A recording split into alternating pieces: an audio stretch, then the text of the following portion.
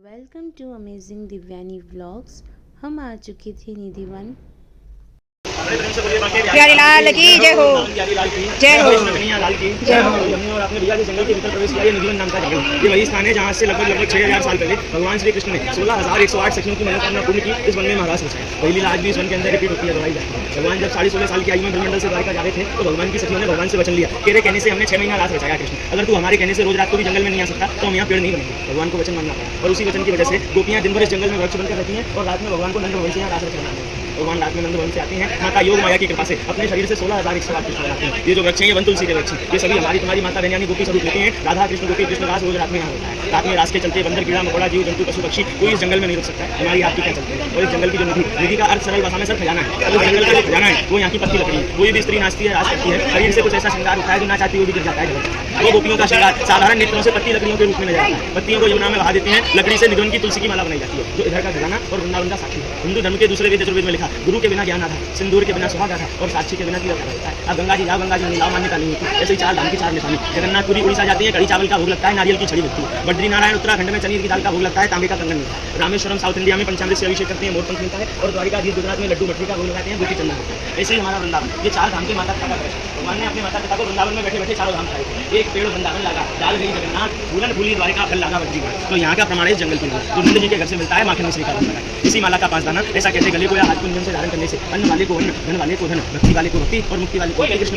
ये यहाँ का चमत्कार है, चमत्कार को नमस्कार है। मानो तो भगवान है, ना मानो कथा हर जगह सिमिलरिटी है। पेड़ में, जंगल में हर पेड़ नीचे से 2 है, 2 जड़ें हैं, 2 तने हैं, 2 लताएं हैं। लेकिन जब ऊपर आते जाते हैं एक पॉइंट पे ऐसा होता है जहाँ दोनों वृक्ष एक साथ जुड़ जाते हैं। एक प्राण 2 देही, राधा कृष्ण सन्निधि। सबके शरीर 2 है गोपी कृष्ण रूप में, लेकिन आत्मा साथ है राधा गोपीनाथ भाव में। बोलिए गोपीनाथ भगवान की जय। तो इस वृक्षों के बारे में ये बोला था कि जंगल का हर पेड़ एक जगह से जुड़कर गोपी कृष्ण है। लेकिन अगर आप इस पेड़ को थोड़ा नोटिस करें, ध्यान से देखें तो बाकी वृक्ष एक जगह से जुड़ा हुआ है, लेकिन ये पूरा पेड़ एक साथ जुड़ा हुआ है। इसकी हर डाल में राधा कृष्ण जी की जुगलबंदी दिखती है। जैसे बाकी वृक्षों को गोपी कृष्ण मानते हैं, ये वृक्ष राधा कृष्ण जी का वृक्ष है। बोलिए जुगल जोड़ी सरकार की जय। माथा लगाइए, राधे श्याम बोल के आइए।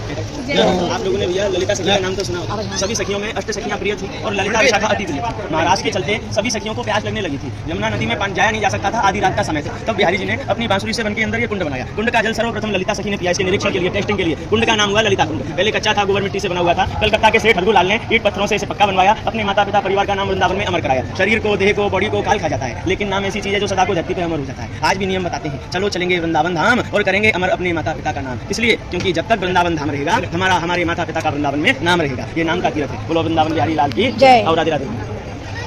इधर लगा के डालो, छोटा वाला लगा नीचे।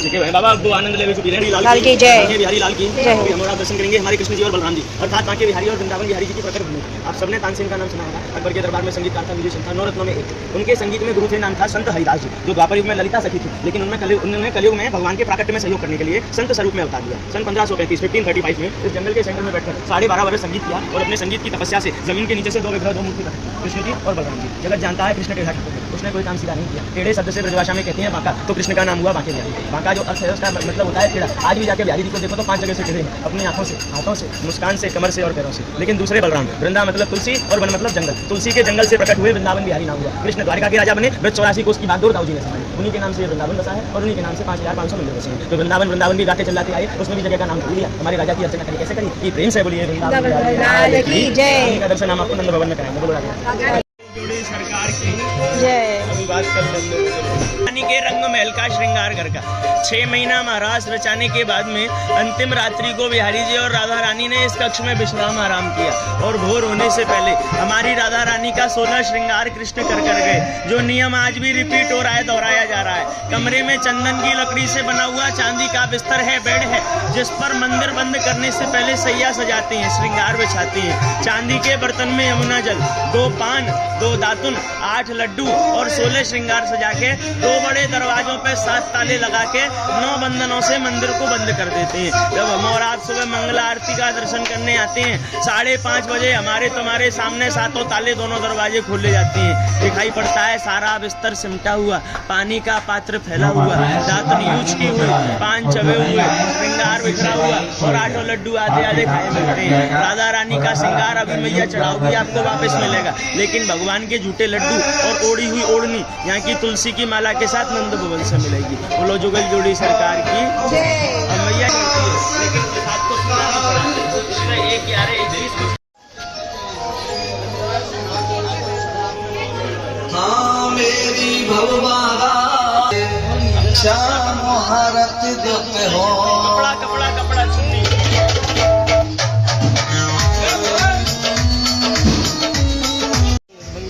मैंने बताया है कि राधा माता के हाथ से वहाँ से जो प्रसाद मिला है वो पापा मम्मा को पहना दे, जो राधा कृष्ण एक दूसरे के जोड़े में पहनाते हैं यहाँ, और वो पहनाया हुआ चढ़ाया हुआ प्रसाद आज श्रृंगार के रूप में माँ को मिला है। हाँ,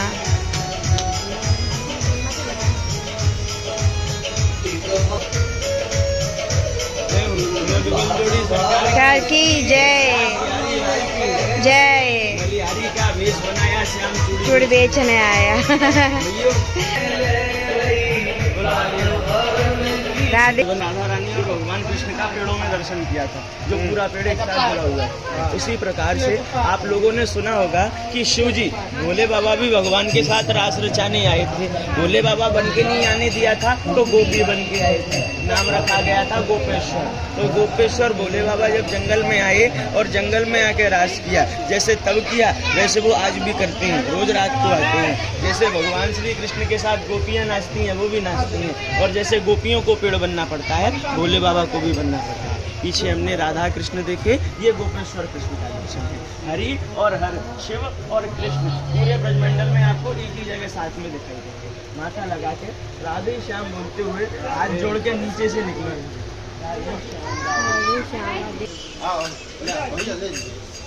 इसी को माना गया।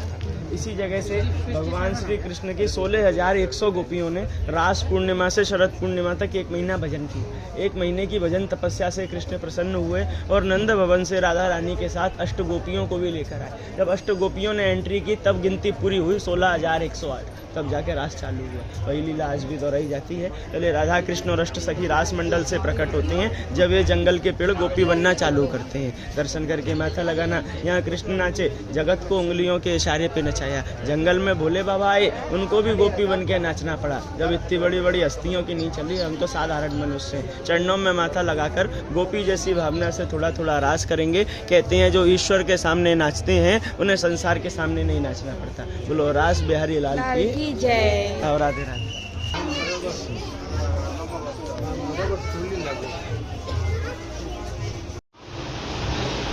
राधे श्याम राधे श्याम राधे श्याम राधे श्याम राधे श्याम राधे श्याम राधे श्याम। तो जब भगवान रास कर रहे थे तो भोले बाबा से भगवान श्री कृष्ण ने गोपेश्वर बोला। गोपेश्वर मीन्स गोपियों का ईश्वर होता है। राधा रानी सुन के गुस्से में आ गईं और निधिवन को छोड़ के चली गईं। निधिवन से लगभग 12 किलोमीटर दूर यमुना के उस पार मानसरोवर नाम का स्थान है। वहाँ पर राधा रानी रुक के रोने लगीं, मान में आंसू बहाने लगीं। उनके अश्कों से भरा सरोवर यानी कुंड मानसरोवर नाम से प्रसिद्ध हुआ। मानसरोवर में बैठ गईं, राधा रानी रोने लगी। लेकिन कुछ समय बाद में राधा रानी के मन में पश्चाताप आया कि अरे वो तो कन्हैया है, क्या कहते हैं, छलिया है, वो तो मजाक करता रहता है, उसकी बातों में मैं कैसे आ गई। उसमें मन में भाव आया।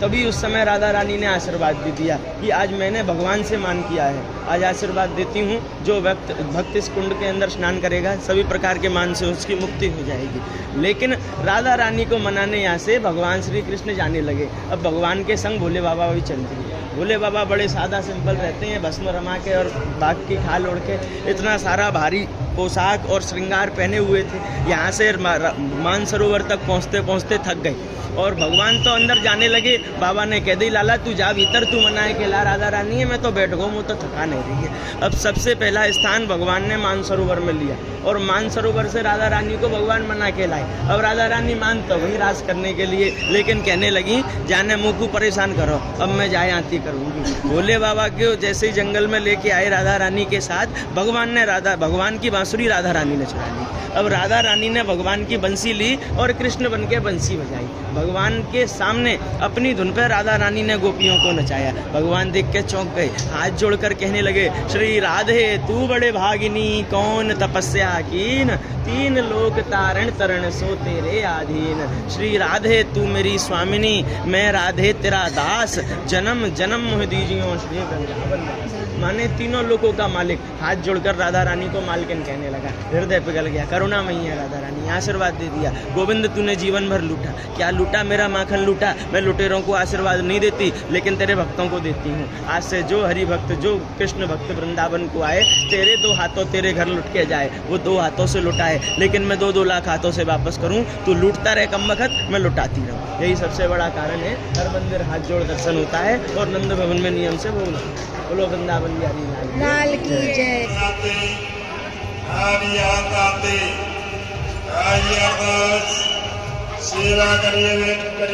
राधा रानी ने बंसी बजाई है। आप लोग बांके बिहारी देख आ चुके हैं या देखने भी जाएंगे?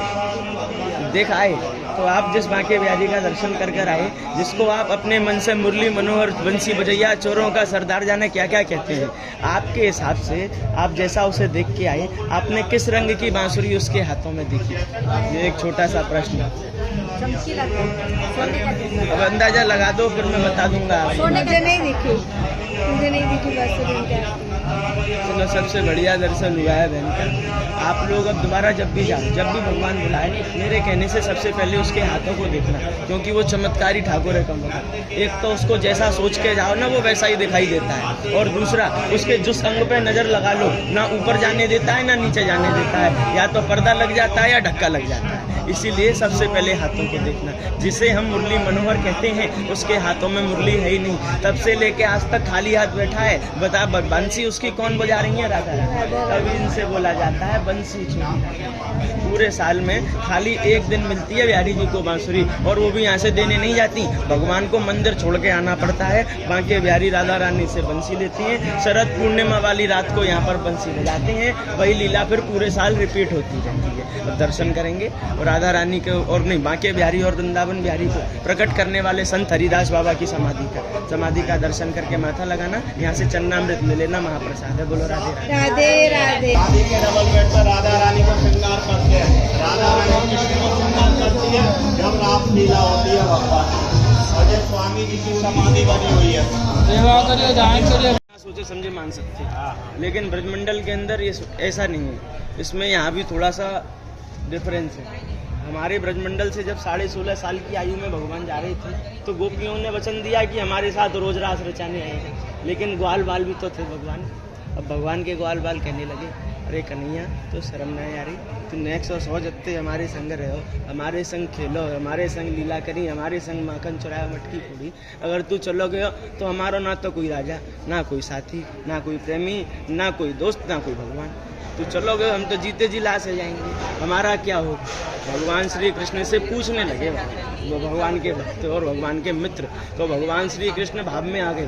भगवान श्री कृष्ण के आंखों में अश्क आ गए और भगवान ने आशीर्वाद दिया कि जाओ, तुमने जैसे जीवन भर मेरे संग आनंद लिए, लूट लूट के खाया है, आने वाले समय में हर जन्म में तुम्हें ऐसी योनि मिलेगी, तुम लूट लूट के खाओगे और राधे राधे गाओगे। आज भी भगवान के सखा और जितने भी ब्रजवासी हैं, जितने भी ब्रज जन हैं, वो या तो बंदर बन के जन्म लेते हैं या ब्रजवासी बन के जन्म लेते हैं। तो वो लूट लूट के खाते रहते हैं और ठाकुर जी ने लुटाते रहते हैं। अब गोपियों को किसने सताया? ग्वाल वालों ने। और ये कौन है भैया? ग्वाल वाली तो है। अब हमने तो मैंने जब आपको यहाँ एंट्री कराई थी तो निधवन के बारे में ये बात बताई थी। यहाँ जब रास होता है, कोई भी जीवित प्राणी यहाँ रात में रुक नहीं सकता। अब जिस भक्त ने मन में विश्वास नहीं किया, मन में भावना थी कृष्ण को आंखों से देखेंगे, लेकिन भाव नहीं लाए थे, विश्वास नहीं था कृष्ण आते हैं या नहीं आते, डाउट था, शंका थी, उसी भाव से जंगल में रुके ठाकुर जी को देखने की कोशिश की। राधा रानी की कृपा हुई जो कली के काल में इन साधारण नेत्रों से भगवान को देखा। लेकिन इतना धर्म ना मुझ में, ना उनमें, ना आप लोगों में कि भगवान का दिव्य तेज इन साधारण नेत्रों से सहन कर सके। महाभारत सुनी देखी तो होगी आपने।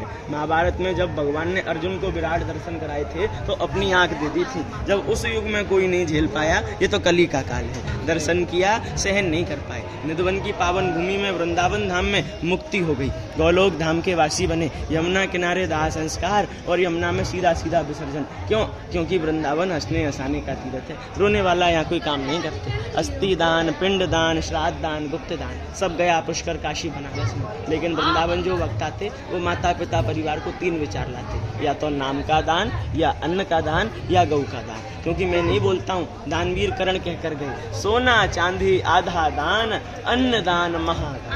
वृंदावन में नाम लिखाया, जन्म जन्म का दुख ना पाया, अंत काल वैकुंठ को पाया। चलो चलेंगे वृंदावन धाम, करेंगे अमर अपने माता पिता का नाम। ये वृंदावन नाम की भूमि है और 3 ही नियम है यहाँ आने। सर्वप्रथम जंगल की माला को कृष्ण घर से प्राप्त करके अपने तीर्थ को पूरा करना। हमारे एक राजा वृंदावन बिहारी और हमारे चोर बांके बिहारी कृष्ण बलराम दोनों भाइयों का प्रेम से दर्शन करना और अपने माता पिता का नाम यहाँ लिखाए के जाना, ताकि ये नश्वर शरीर रहे ना रहे, जब तक वृंदावन धाम रहे हमारे माता पिता का नाम रहे। अभी हम सभी लोगों ने निधिवन दर्शन कंप्लीट किया। हम सभी से दर्शन करते समय 2 तरह के काम हुए, जाने में पुण्य और अनजाने में अपराध। जाने कितने जीव जंतु पैरों के नीचे मर गए, भूल चूक हुई तुलसी पे पैर रखा, अपवित्र शरीर से पवित्र जगह आए, तो जो अपराध हुए हैं उनकी क्षमा मांगे। अब इसे बंद करते हैं। Thanks for watching. Like, comment and subscribe.